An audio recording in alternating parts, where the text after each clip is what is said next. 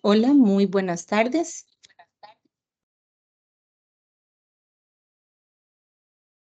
Esta es la tutoría 3. En realidad es una grabación, dado que la tutoría que impartí el día de ayer, pues no se logró grabar. Entonces estoy compartiendo esta grabación a modo de resumen de los contenidos que vimos el día de ayer, sábado.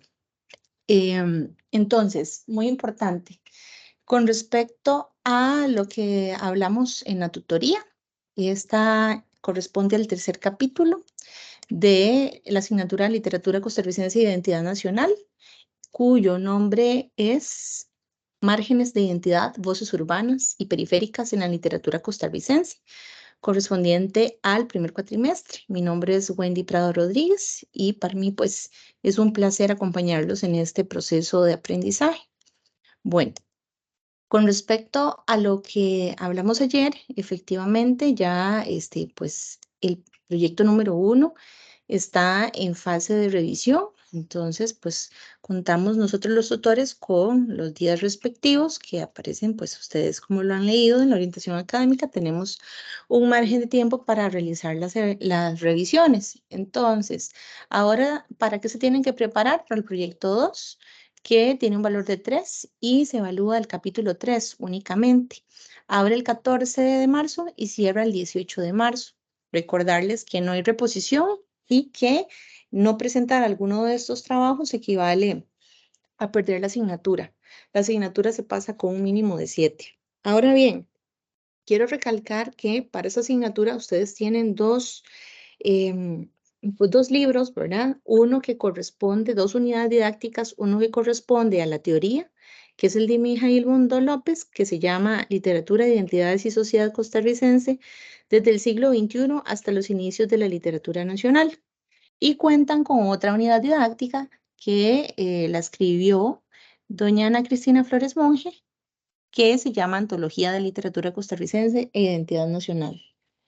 Muy importante, no se debe dejar de lado ninguna de estas unidades. Es decir, yo no puedo dedicarme únicamente a leer la antología y dejar por lado la teoría, o dedicarme únicamente a la teoría y olvidarme de que tengo que leer los textos. Cuando yo evalúo los trabajos, me doy cuenta si han leído o si no lo han hecho, porque las respuestas cuando se les pide a ustedes que argumenten, requiere de evidencia de que ustedes están logrando aplicar los conceptos teóricos a las obras literarias en estudio. Entonces, eso para que lo tomen en cuenta. Vamos a iniciar con el capítulo 3. En Mijail Mundol inicia en la página 100 y en la antología de Ana Cristina Flores Monge aparece en la página 186. Para que lo tengan en cuenta y vayan leyendo, anotando, haciendo pues sus resúmenes, sus metodologías de estudio, de tal manera que les ayude más. Esta unidad tiene, pues, por nombre Márgenes de Identidad, Voces Urbanas y Periféricas en la literatura costarricense.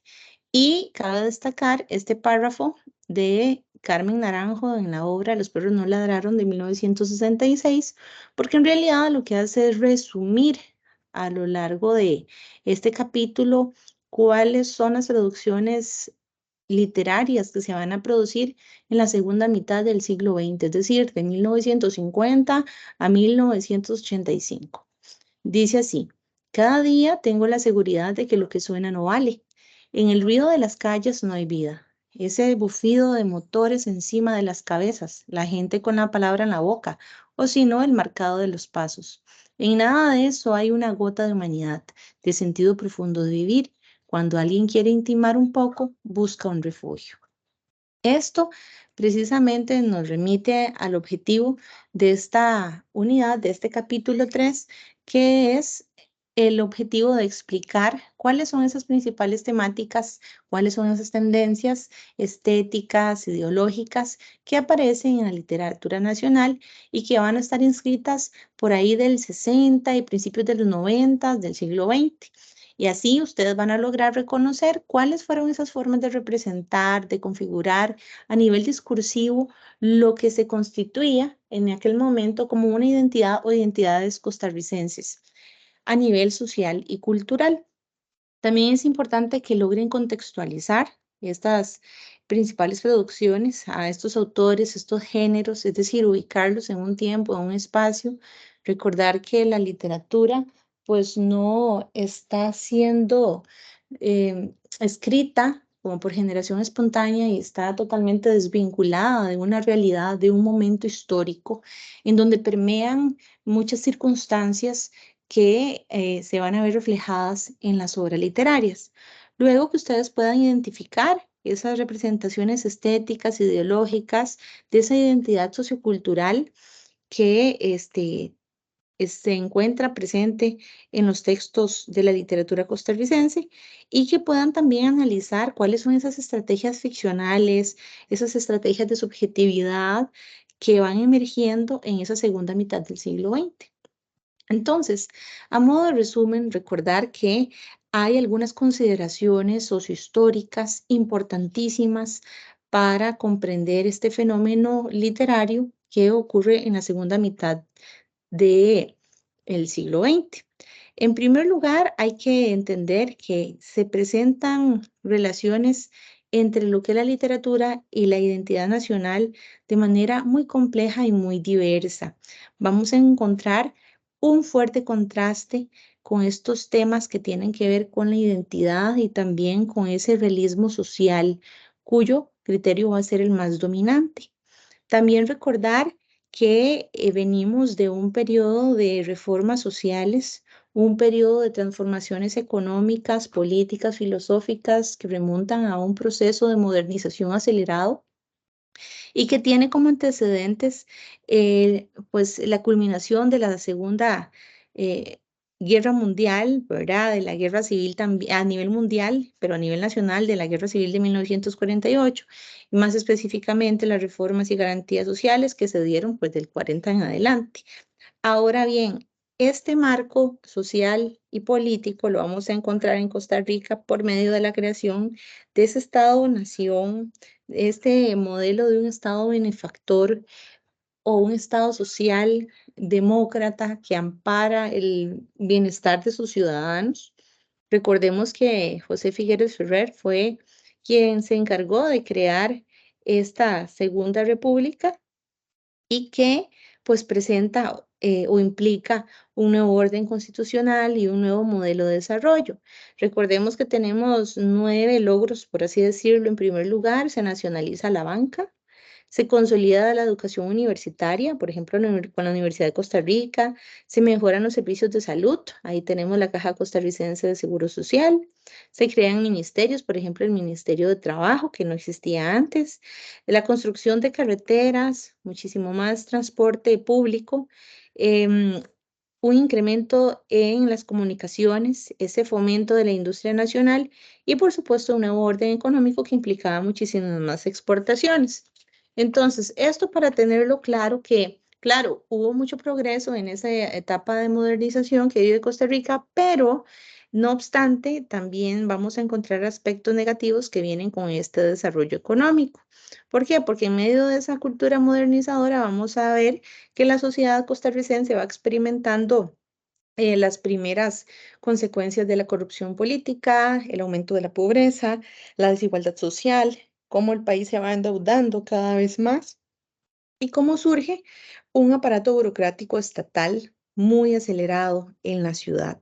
Entonces, para tener claro que también estamos en un momento en donde a nivel mundial pues inicia la Guerra Fría, vamos a encontrarnos con fenómenos sociales a nivel costarricense como el surgimiento de esa clase media que sigue nuevos modelos de consumo provenientes de un estilo de vida estadounidense o modelos europeos, también otras corrientes propias de América Latina, pero que va repercutiendo en este proceso de generación de la producción literaria, que por supuesto se ve inmersa en medio de esta modernización y por supuesto la literatura costarricense va explorando pues otras temáticas, relaciones que tienen que ver con la marginalidad social, temas que tienen que ver con la vida cotidiana, en fin, esos procedimientos estéticos que también nos vamos a encontrar con contenidos fuertemente ideológicos para ir elaborando un discurso literario a lo largo de estas décadas.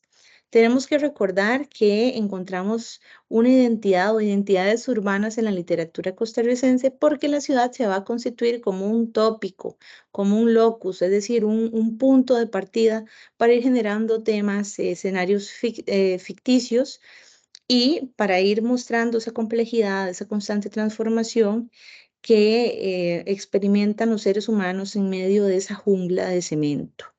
De hecho, algunos investigadores lo abordan y lo han denominado el laberinto urbano, precisamente por cómo va desencadenando eh, una sensación de incertidumbre, de malestar social, esos conflictos éticos, existenciales, en ese proceso eh, voraz de deshumanización que presenta efectivamente las problemáticas de una ciudad convulsa, modernizada, y aquí vamos a ir viendo cuáles son esos nuevos síntomas de marginalidad, de subjetividad y de conflicto social. Aquí se va a ver la ciudad como un ente amenazante en donde va a ir corroyendo la dignidad de la persona, dado que en medio de las prioridades económicas se tiende a ver al ser humano simplemente como una cosa capaz de producir y de generar ingresos. Entonces, esa cosificación termina arrancándole la humanidad o la dignidad a la persona y precisamente esto es lo que va a aparecer en la literatura. ¿Verdad? Ustedes lo pueden ver claramente, ese sentimiento de incomunicación, ese sentimiento de soledad, producto de ese proceso de industrialización y modernización urbana, que lo podemos encontrar, por ejemplo, en Los perros no ladraron, de Carmen Naranjo, y así sucesivamente. También vamos a ir viendo que hay identidades periféricas en donde este va a ser uno de los principales rasgos estilísticos, es decir, hablar sobre la marginalidad urbana y representando a estos elementos que van socavando pues el bienestar social, económico y de dignidad mediante la exposición de diversos lenguajes sociales. ¿Eso qué quiere decir? Que se van a presentar espacios en la literatura en donde se van a ver representados personajes o escenas que tienen que ver con la delincuencia, con ese respectivo vocabulario que tienen en esas jergas citadinas los distintos grupos sociales que van a ir conformando pues la urbe. Así vamos a ir encontrando también temas como la locura, la violencia y cómo es que este tema pervive, este tema de la marginalidad sobre estas identidades periféricas, cuáles van a ser los reflejos de una sociedad mediante el texto literario en donde se representa expresiones de violencia, de adicción, de discriminación.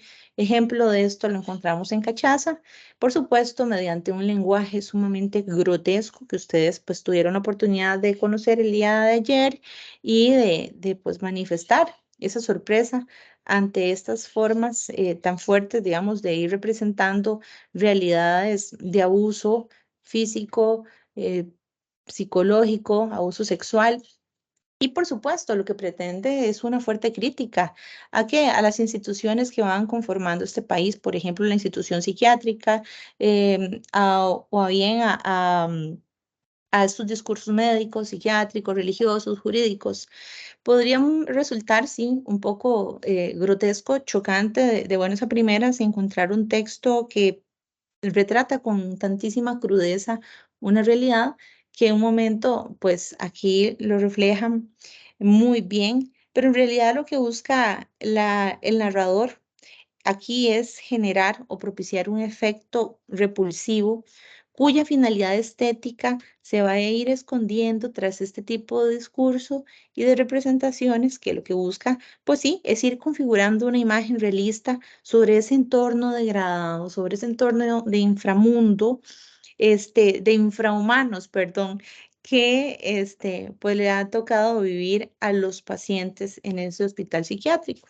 Vamos a encontrar también en estas representaciones elementos como la polifonía.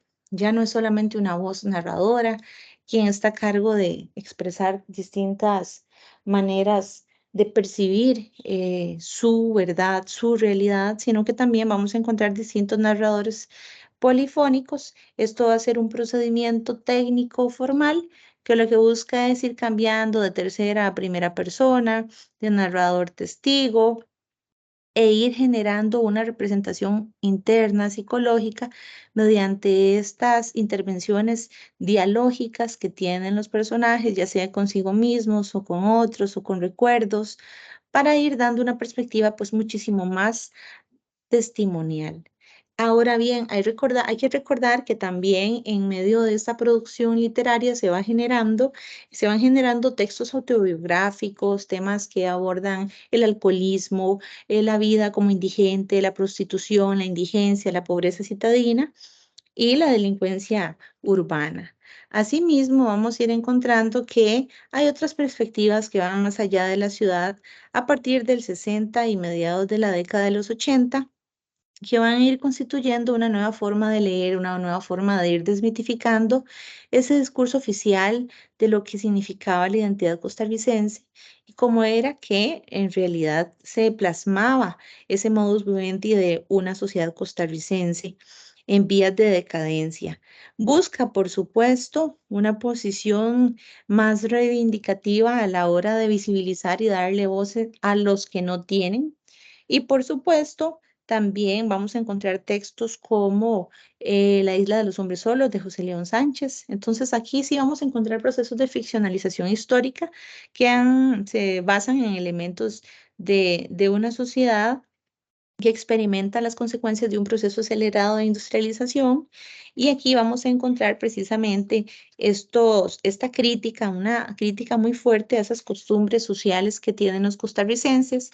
Van a visibilizar problemáticas como el racismo o como la discriminación, pero también vamos a encontrar textos literarios infantiles como los de Adela Ferreto o de Carlos Luis Sáenz en medio de ese imaginario folclórico, ¿verdad? De representaciones que abundan en la cultura costarricense. ¿Qué vamos a encontrar también? Bueno, identidades afrocaribeñas en la literatura costarricense. Y aquí Queens Duncan va a ser uno de los pues más fuertes e importantes representantes de estas manifestaciones artísticas que por mucho tiempo se vieron excluidas como parte de la literatura nacional. Me refiero no solamente a la literatura o expresiones, a manifestaciones artístico-verbales afrocaribeñas, sino también pues a la diversidad indígena del país.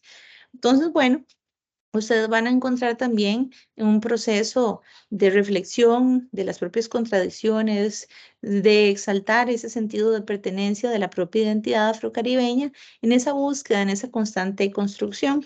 No dejemos de lado a Eulalia Bernard Little, quien también fue una escritora costarricense, poeta, que realizó una vasta producción literaria y pues también fue parte de esos movimientos políticos y culturales de negritud que se estaban produciendo en este espacio costarricense. Ahora bien, ¿qué es importante? Recordar que aquí vamos a encontrar también un proceso de intimismo en la poesía social, una poesía sumamente comprometida con la realidad, con las problemáticas sociales, y uno de los máximos exponentes pues fue Jorge de Bravo. Aquí vamos a encontrar precisamente un sentimiento de crisis y de vulnerabilidad de ese sujeto lírico y esa relación que tiene con el mundo urbano y con el mundo, ¿verdad?, de la modernidad. Vamos a ver que existe una predominancia por estos temas del absurdo, esta incapacidad de comunicación, esta angustia ante la propia existencia y cómo se va experimentando inconsciente o no frente a lo que es real. También vamos a ir viendo que se afirma esta temática erótica, este establecer un deseo en la comunicación, un deseo en la unidad, un deseo en un orden social, y también vamos a encontrar una exploración de la sexualidad del cuerpo femenino. Por supuesto, va a haber una ruptura con respecto a la poesía tradicional, porque ya es una poesía con más compromiso y conciencia social, y vamos a ver que el lenguaje va a ser muy cercano a la expresión oral, al uso cotidiano. vamos a ver también que se va generando una palabra estética muy sumamente poética que llega al corazón de quien lo lee. No necesariamente tiene que ser una persona con vastos estudios, sino que está hecho para la cercanía de quien toma ese texto y logra eh, pues leerlo, logra un sentimiento de pertenencia, pero también un deseo transformador de una sociedad decadente. Bueno, esto fue el resumen del día de hoy. Espero que a grandes rasgos les haya servido para refrescar lo que vimos el día de ayer en la tutoría.